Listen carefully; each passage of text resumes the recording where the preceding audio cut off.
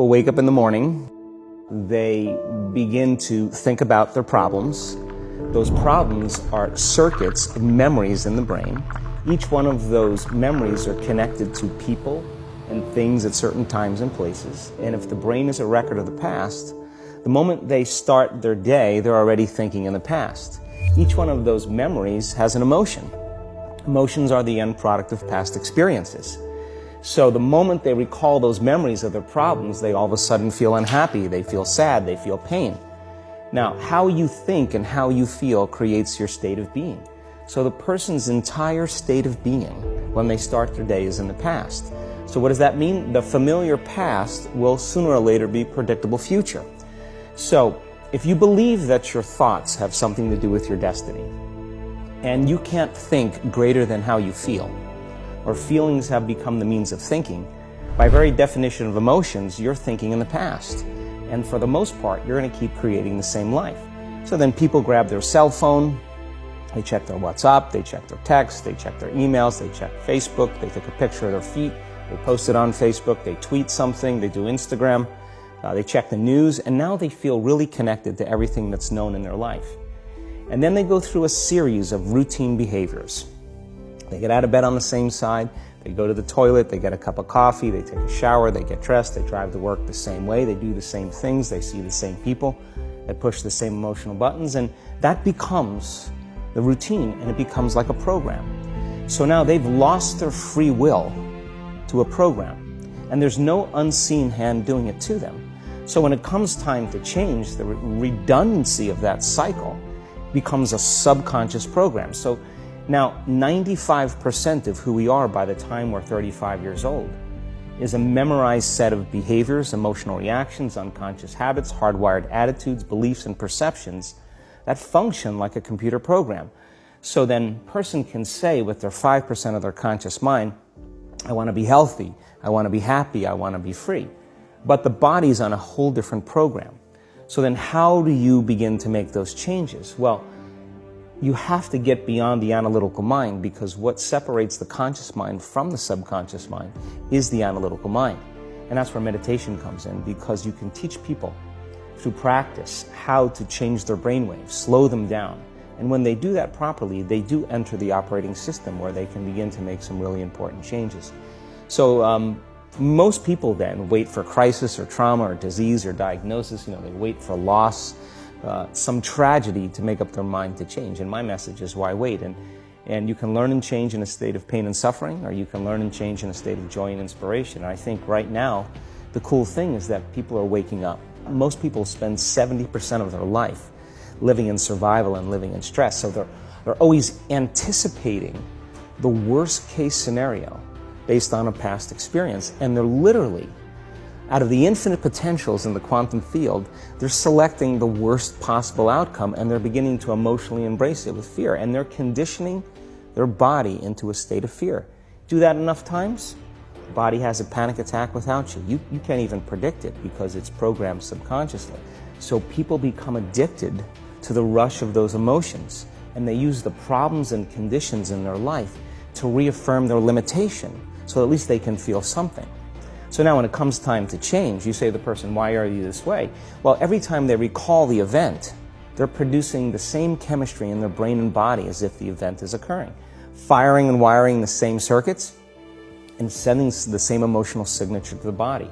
Well, what's the relevance behind that? Well, your body is the unconscious mind. In a sense, if you're sitting down and you start thinking about some future worst-case scenario that you're conjuring up in your mind, and you begin to feel the emotion of that event, your body doesn't know the difference between the event that's taking place in your world, outer world, and what you're creating by emotion or thought alone. So most people then, they're constantly reaffirming their emotional states. So when it comes time to give up that emotion, they can say, I really want to do it. But really the body is stronger than the mind because it's been conditioned that way. So the servant now has become the master. And the person all of a sudden, once they step into that unknown, they'd rather feel guilt and suffering because at least they can predict it. Being in the unknown is a scary place for most people because the unknown is uncertain. People say to me, well, I can't predict my future. I'm in the unknown, and I always say the best way to predict your future is to create it. Not from the known, but from the unknown. What thoughts do you want to fire and wire in your brain? What behaviors do you want to demonstrate in one day? The act of rehearsing them mentally, closing your eyes, and rehearsing the action. Rehearsing the reaction of what you want? Or the action of what you want. By closing your eyes and mentally rehearsing some action. If you're truly present, the brain does not know the difference between what you're imaging and what you're experiencing in 3D world. So then you begin to install the neurological hardware in your brain to look like the event has already occurred. Now, your brain is no longer a record of the past. Now it's a map to the future. And if you keep doing it, priming it that way, the hardware becomes a software program. And who knows, you just may start acting like a happy person. And then I think the hardest part is to teach our body emotionally what the future will feel like ahead of the actual experience. So what does that mean? You can't wait for your success to feel empowered. You can't wait for your wealth to feel abundant. You can't wait for your new relationship to feel love, or your healing to feel whole. I mean, that's the old model of reality, of cause and effect, waiting for something outside of us to change how we feel inside of us. And when we feel better inside of us, we pay attention to whoever or whatever caused it. But what that means then is that from the Newtonian world is that most people spend their whole life living in lack, waiting for something to change out there. What do you mean the Newtonian world? Newtonian world is all about the predictable. It's all about predicting a future. But the quantum model of reality is about causing an effect. The moment you start feeling abundant and worthy, you are generating wealth. The moment you're empowered and feel it, you're beginning to step towards your success. The moment you start feeling whole, your healing begins. And when you love yourself and you love all of life, you'll create an equal. And now you're causing an effect. And I think that's the difference between living as a victim in your world, saying, I am this way because of this person or that thing or this experience. They made me think and feel this way. When you switch that around, you become a creator of your world, and you start saying, my thinking and my feeling is changing an outcome in my life. And now that's a whole different game, and we start believing more that we're creators of reality. And most people, when they have a thought, they just think that that's the truth. And I think one of my greatest realizations in my own journey was, just because you have a thought doesn't necessarily mean it's true. So if you think 60 to 70,000 thoughts in one day, and we do, and 90% of those thoughts are the same thoughts as the day before, and you believe that your thoughts have something to do with your destiny, your life's not going to change very much, because the same thought leads to the same choice leads to the same behavior creates the same experience, and the same experience produces the same emotion. And so then the act of becoming conscious of this process to begin to become more aware of how you think, how you act, and how you feel, it's called metacognition. And so then why is that important? Because the more conscious you become of those unconscious states of mind and body, the less likely you're going to go unconscious during the day. And that thought is not going to slip by your awareness unchecked, because it means to know thyself. The word meditation means to become familiar with. So as you become familiar with the thoughts, the behaviors, and the emotions of the old self, you're retiring that old self. As you fire and wire new thoughts and condition the body into a new emotional state, if you do that enough times, it'll begin to become familiar to you. So it's so important, just like a garden. If you're planting a garden, you got to get rid of the weeds. You got to take the plants from the past year and you got to pull them out.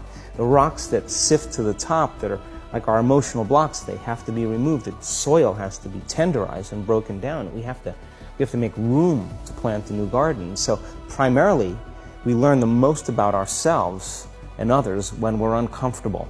Because the moment you move into that uncomfortable state, normally a program jumps in. When that program jumps in, it's because the person doesn't want to be in the present moment and engage it consciously. If you're not being defined by a vision of the future, then you're left with the old memories of the past, and you will be predictable in your life. And if you wake up in the morning and you're not being defined by a vision in the future, as you see the same people and you go to the same places and you do the exact same thing at the exact same time, it's no longer that your personality is creating your personal reality. Now your personal reality is affecting or creating your personality. Your environment is really controlling how you think and feel unconsciously. Because every person, everything, every place, every experience has a neurological network in your brain. Every experience that you have with every person produces an emotion. So some people will use their boss to reaffirm their addiction to judgment. They'll use their enemy to reaffirm their addiction to hatred. They'll use their friends to reaffirm their addiction to suffering. So now, they need the outer world to feel something. So, to change then is to be greater than your environment, to be greater than the conditions in your world. And the environment is that seductive. So then, why is meditation the tool? Well, let's sit down, let's close our eyes. Let's disconnect from your outer environment. So if you're seeing less things, there's less stimulation going to your brain. If you're playing soft music or you have earplugs in, less sensory information coming to your brain, so you're disconnecting from your environment. If you can sit your body down and tell it to stay like an animal, stay right here. I'm going to feed you when we're done. You can get up and check your emails, you can do all your texts, but right now, you're going to sit there and obey me. So then, when you do that properly, and you're not eating anything or smelling anything or tasting anything, you're not up experiencing and feeling anything, you would have to agree with me that you're being defined by a thought, right? So when the body wants to go back to its emotional past, and you become aware that your attention is on that emotion, and where you place your attention is where you place your energy, you're siphoning your energy out of the present moment into the past, and you become aware of that. And you settle your body back down in the present moment, because it's saying, well, it's 8 o'clock. You normally get upset because you're in traffic around this time. And here you are sitting, and we're used to feeling anger, and you're off schedule. Oh, it's 11 o'clock, and you usually check your emails and judge everybody. Well, the body's looking for that predictable chemical state. Every time you become aware that you're doing that, and your body is craving those emotions, and you settle it back down into the present moment, you're telling the body, it's no longer the mind, that you're the mind. And now your will is getting greater than the program. And if you keep doing this over and over again, over and over again, over and over again, just like training a stallion or a dog, it's just going to say, I'm going to sit. And the moment that happens, and the body's no longer the mind, when it finally surrenders, there's a liberation of energy.